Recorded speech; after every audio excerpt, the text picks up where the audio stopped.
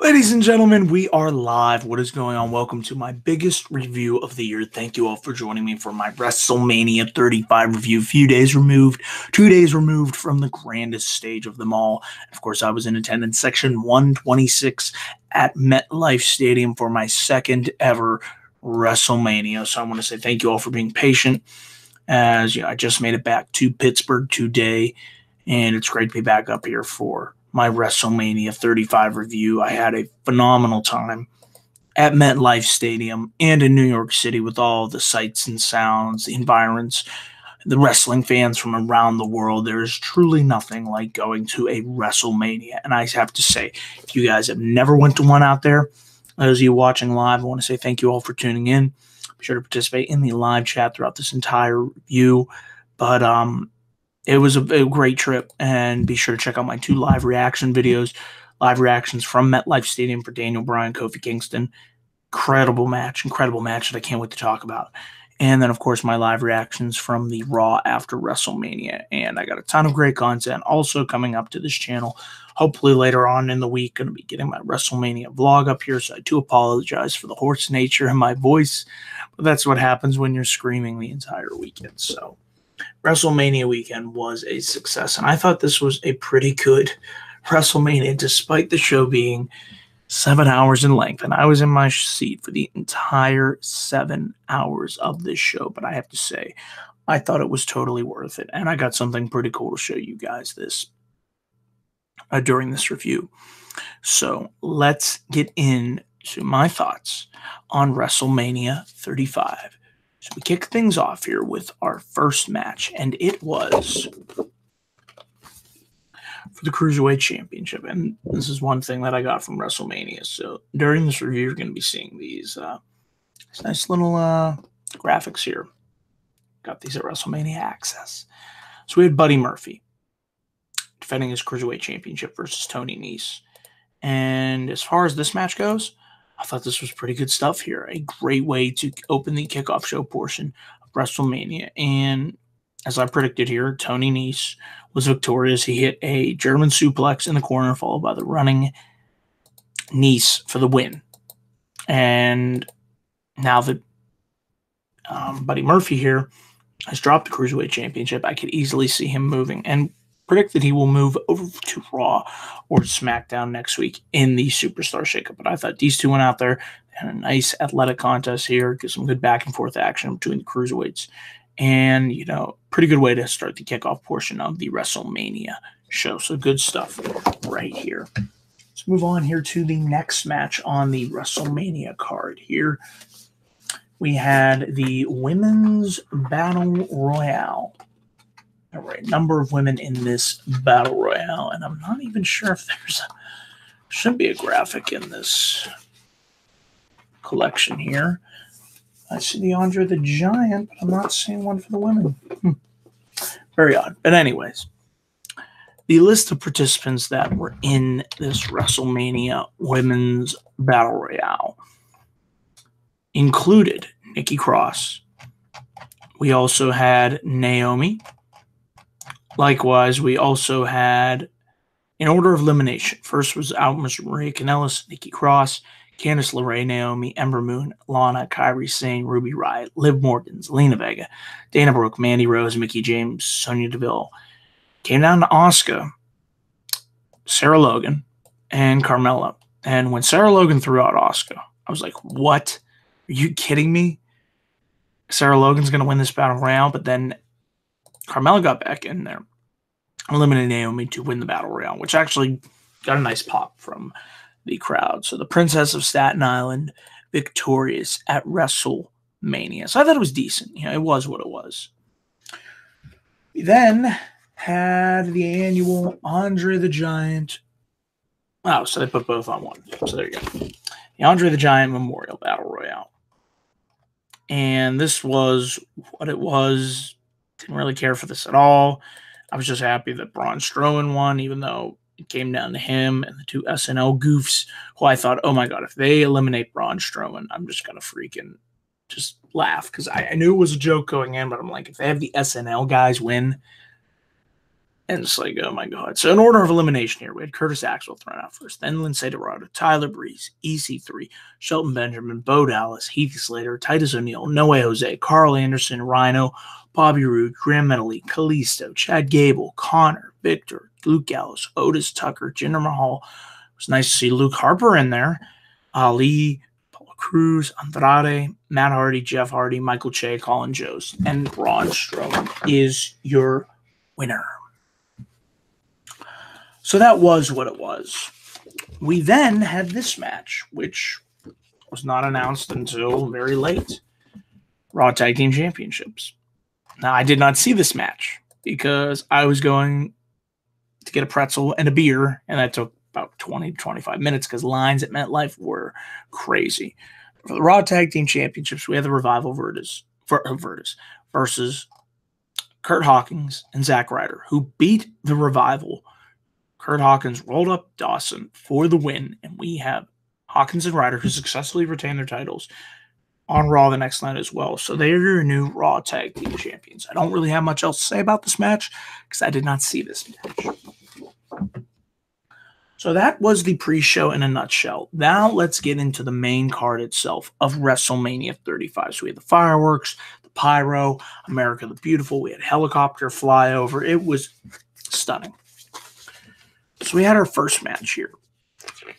But before we get into the first match, we had Alexa Bliss welcome us to WrestleMania. And she brought out Hulk Hogan for his first appearance at a WrestleMania since WrestleMania 31 in Santa Clara, California. Hogan welcomed us to WrestleMania at the Silver Dome. Then he said MetLife Center, brother. And Hogan and Bliss pose. And then Paul Heyman power walks down to the ring to Real American is still playing, so that was kind of pretty surreal. Paul Heyman walking to the ring with Real American. And this was our opener, folks, at WrestleMania. The Beast, Brock Lesnar versus Seth Rollins, the Beast Slayer, for the Universal Championship. And I thought this was a great way to open the show because Heyman said, Brock doesn't want to wait all night. If he's not going to main event, let's put this match on first so they can go on a plane to Las Vegas where they are ultimately appreciated. And before the match even begins, Lesnar beats the shit out of Rollins. He drives him into the barricade, F5s him outside the ring.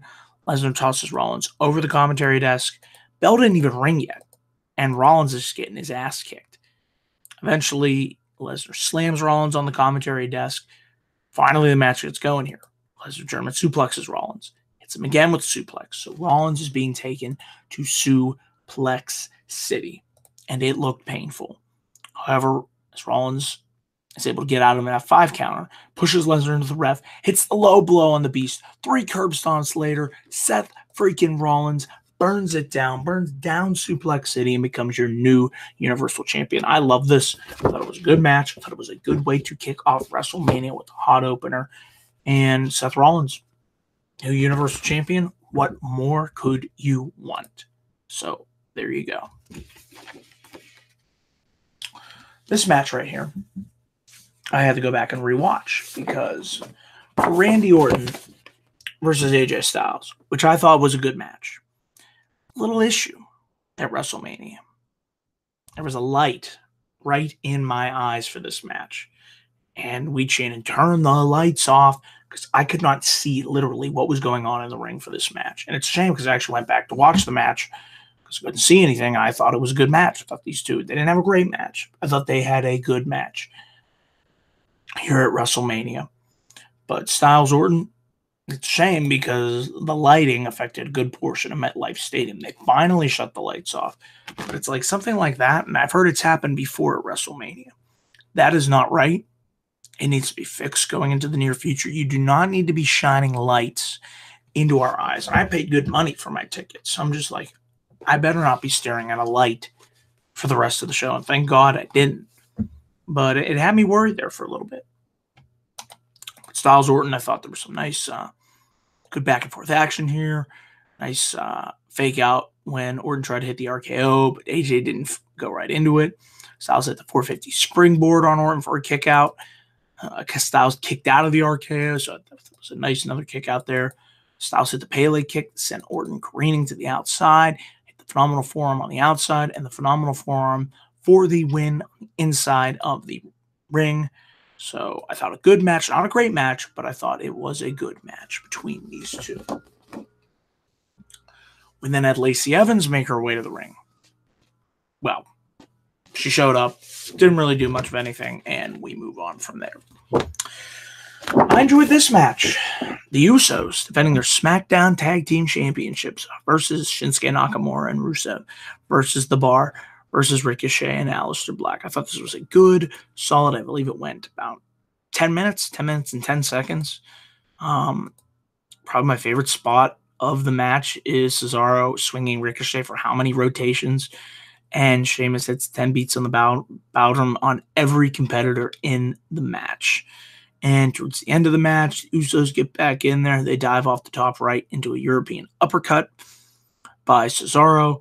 Everyone hits their finish. Double super kick by the Usos to Sheamus, and the Usos hit the double Uso on Sheamus for the win. So they successfully retain their SmackDown Tag Team titles until tonight on SmackDown, when the Hardy Boys would face off with the Usos. And yes, it was awesome, but this was also good as well. So despite not getting the Hardy Boys versus the Usos, they saved that for Tuesday tonight on SmackDown. I still thought this was a good tag team match. WrestleMania continues on rolling here. We move on to one of my favorite matches of the night here. And of course, I'm talking about the Falls Count Anywhere match between The Miz and the best in the world, Shane McMahon. This match was all types of craziness. I had to go back and watch it on the network just because sometimes it was difficult to see from where I was. But early on, Shane sends Miz right into the turnbuckle, and he clears off the commentary desk and looks like he's going to go for the elbow. And he hits Miz in the head with a monitor. Mr. Miz, George Mizanin, hops the barricade and says, Shane, don't do it. Shane, please don't. And then he gets in the ring. It looks like he's going to fight Shane, but Shane just tells him, no, get out of here. Go ahead. And as he does that, Shane attacks Mr. Miz. This pisses off the Miz. Can't say that word. Miz hits the ring. Shane tries to get out of Dodge's way. They begin to brawl over the barricade and then into the metal support structure that was holding up the stage and the ring canopy. And they begin to fight off where the international announcers were set up. And they're throwing all types of furniture, steel chairs. Miz hits Shane with some steel chairs. Miz hits Shane with a flat screen TV. Shane goes flying over the barricade onto a table and falls 5 feet onto the concrete. They begin battling up on the tech area. Miz hits the skull-crushing finale on the metal platform. Shane kicks out. He climbs up to the top of the structure. He's begging Miz, please don't, please don't, please don't. And Miz is like, screw you. He suplexes Shane off the top of the platform. Craziness. But Shane was the one who landed on top of the Miz. Referee counted to 3, and Shane McMahon defeated the Miz at WrestleMania. So I liked them brawling all throughout the ring, and it was probably one of my favorite matches of the night. And I thought it told a good story with the utilization of Miz's dad. And I was really surprised, like I said, to see Shane McMahon defeat the Miz at WrestleMania. We then move on to our next match here on the WrestleMania card. Probably one of the weaker matches here on the card. It was the Fatal 4-Way Women's Tag Team Championship match. Don't really have too much to say about this. The Iconics defeated the Boston Hug Connection, Bayley and Sasha Banks versus Nia Jax and Tamina, and Beth Phoenix and Natalya. Honestly, I would have preferred this match if it was Bayley and Sasha Banks versus the Divas of Doom. But it was nice to see Bret the Hitman Hart appear on stage for Natalya and Beth's entrance. Of course, after that sickening attack that happened at the Hall of Fame by that asshole fan. It's great to see that Bret was doing well and in good spirits. So it's great to see the Hitman at WrestleMania, but I don't really have too much to say about this match. It was pretty basic. Wasn't really that good. And Billie Kay and Peyton Royce pushed Beth Phoenix out of the ring after she hits the Glam Slam on Bayley, and Billie Kay pins Bayley for the win. The Iconics are your new women's tag team champions. So that was what it was. Now, we get into my match of the night. And like I said, please be sure to check out my live reactions because this match was freaking incredible. Daniel Bryan versus Kofi Kingston. This is everything that I want in a WrestleMania match in one of the main events. It was drama. It was high stakes. It was great action. It was a tremendous story being told. And in the end, Kofi Kingston, through the 11-year journey that he went on, hit Daniel Bryan with Trouble in Paradise, and Kofi Kingston beat Daniel Bryan to become the new WWE champion, something that I never thought I'd see. But as a fan, I've always been a fan of Kofi Kingston. Always thought he had the opportunity to succeed. And never quite got that opportunity until fate would have it. When he would luck into the Elimination Chamber, have an incredible performance, the gauntlet match performances, the groundswell of support for KofiMania. And he was in the same spot that Bryan was in 5 years ago at WrestleMania 30, and how the roles were reversed. And the story and the match that was told had all of us at MetLife Stadium in the palm of their hands. We were on their feet. It's one of the best matches I've seen live. And to be there for this match was simply incredible.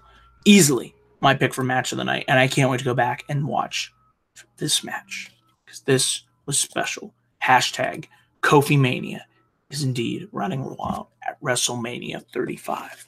It's great stuff. If you haven't seen this match, let alone if you haven't watched WrestleMania, just watch it for this match alone. This was awesome. After that match, we get into Samoa Joe versus Rey Mysterio for the United States Championship. In under a minute, exactly 1 minute to be exact, Rey hits 619. This is the wheelbarrow. Joe counters, puts Mysterio in the coquina clutch. Rey passes out. Samoa Joe beats Rey Mysterio just like that. So I'm thinking Rey was going into this hurt. Joe beat him in dominant fashion for his first win at a WrestleMania, so I can't really complain there. I was just surprised at how quick this match ended, but was happy to see that Joe retained at WrestleMania. We then have Roman Reigns versus Drew McIntyre. Thought it was an okay match. At this point in the show, the crowd was kind of starting to, get tired. It's been a long show. This was the 12th match on a 16-match show. And Reigns was able to hit spear, Superman punch for the win. So I was hoping these two would have a better match. It was okay. And I went back and watched it. It was just okay. You could tell the crowd really wasn't into this too much at all. But Reigns picks up his first singles win since coming back from leukemia. Then he had the Elias musical performance, and he's, singing his song, and they have the video scream showing Elias playing piano, drum solo, and then Elias appears in the ring himself. He says he's going to take it from here, and just as he's about to try and play another song, a highlight video of Babe Ruth is shown. And who else would come out but John Cena as the Doctor of Thugonomics? And he ripped into Elias like no other. I love this. I thought the live crowd loved this. I was wondering, what are they going to do with Cena? And he still probably should have faced Kurt Angle, but they weren't going to do that with him. I still thought this was highly entertaining, particularly from a live event perspective. Love the Doctor of Thugonomics, and Cena ended it by punching Elias with the brass knucks, hit the 5-knuckle shuffle, and he hit him with not the attitude adjustment, but the F-U laying out Elias. So I thought pretty good stuff right here.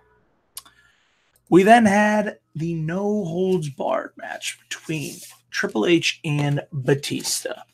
Triple H had lost. He would have been forced to retire from in-ring competitions. So this match at times was slow and plodding, and it easily could have had 5 minutes shaved off of it. But there was some stuff that I liked. There was some stuff that I liked, and there was some stuff that I didn't like. So it was kind of like, mixed reaction when it came to this match. And I knew it was probably going to go really, really long because it's a Triple H match. But they brawled to the outside. Batista tossed Triple H over the commentary desk. Triple H hits Batista in the head with a toolbox. He begins pulling out some tools. He chokes him with a chain before sending him to the ring steps, grabs a pair of channel locks, stomps on Batista's hand, grabs a needle nose plier, and ripped the nose ring out of Batista's nose. These two keep brawling, battling back and forth. Triple H pulls out both sledgehammers, and also before this, Batista speared Triple H through the third table. Eventually, this is where Triple H pulls out the two sledgehammers. Batista spears Triple H, hits the spine buster, hits the Batista bomb. Triple H kicks out, tries to superplex Triple H onto the steel steps. Triple H escapes and hits a powerbomb onto Batista on the ring steps. Pedigree, Batista kicks out. Batista DDTs Triple H on the ring steps, and Ric Flair appears at ringside, hands Triple H another sledgehammer, and Batista, distracted by Flair, goes right into the sledgehammer shot, followed by the pedigree for the win. So like I said, could have shaved 5 to 7 minutes off this match, but I thought it was just okay. And Batista officially announced his retirement after this match, as we all knew. So I'd just like to say thank you, Batista, for coming back for one more match here at WrestleMania. May not have been the best, but it was still great to see Batista at WrestleMania 35 live. Our next match here was probably my least, no, I wouldn't say probably, it was my least favorite match. Talking about Kurt Angle versus Baron Corbin. I thought all you have to do was just have Kurt Angle lock in the ankle lock and get the win. This match went about 6 minutes, and it just left me underwhelmed. And Baron Corbin beat Kurt Angle after Kurt Angle suplexed Corbin, missed a moonsault. Corbin hits the end of days for the win. I'm just like, oh my gosh, that was just so underwhelming for Kurt Angle's final match. However, after the match, Kurt Angle got a standing ovation. Crowd thanked him. And we said, you suck one more time to Kurt Angle as he left the ring. So that moment was nice, but the match itself was just really, really lackluster. And I'm just like, that's the way that Kurt Angle's going to go out. It's just like, oh man, it could have been so much more. He could have done Angle versus Cena. But what are you going to do? We then move on to Bobby Lashley versus Finn Bálor, the Demon. And it was great seeing the Demon at WrestleMania. And this match was perfect. It was 4 minutes long. Bálor powerbombs Lashley, coup de grace for the win, and the Demon is still undefeated on the main roster and is once again the Intercontinental Champion. So just for the entrance alone, perfect squash of Lashley as it needed to be. And like I said, Bálor victorious as your new Intercontinental Champion. And then after this long, long night, we finally get to the main event. Becky Lynch versus Charlotte Flair, the SmackDown Women's Champion, versus Ronda Rousey, the Raw Women's Champion. Winner takes all. I thought this was good, but I felt like the way that the match ended, it just kind of ended abruptly. I mean, it went 21 minutes, but I felt like if you could have taken time away from the Triple H match and given some of that to the women, I think they would have benefited from it, because I thought all three worked well. I didn't like the use of the table, though. I felt like that was kind of out of place. But when Becky Lynch, Ronda Rousey went for Piper's Pit, Lynch turned into a crucifix pin. It looked like one of Ronda's shoulders was kind of up, and I heard that the ref might have botched that. And when Becky won, I remember thinking, we were all like, what? That's it? Becky wins? It just came out of nowhere. And at this point in the show, I was trying to stay awake because it was a long, long night. But Becky gets the win. She is your new SmackDown and Raw Women's Champion. The fireworks go off. The celebration begins. And capped off what I thought was a pretty good WrestleMania. And like I said, I apologize for the hoarseness in my voice. I hope I was able to get through this review the best I can. But leave your comments down below for what you most enjoyed of WrestleMania 35 at MetLife Stadium. And I'll be sure to get more video content coming up here soon to this channel. Like I said, my WrestleMania vlog. I was going to be doing a WrestleMania unboxing video showing you everything that I bought at MetLife and the surrounding vicinities for WrestleMania weekend. So that does it, guys, for my WrestleMania 35 review. I want to say thank you all for watching. Be sure to click my like and subscribe button for more video content coming soon to this channel here on youtube.com/DanielGuyza412. Be sure to follow me on Twitter at DanielGuyza412 and follow me at DanielGuyza1994 on Facebook. So until then, guys, thanks for watching, and I hope you all enjoyed the grandest show of the year, the granddaddy of them all, WrestleMania 35. Thanks for watching, everybody.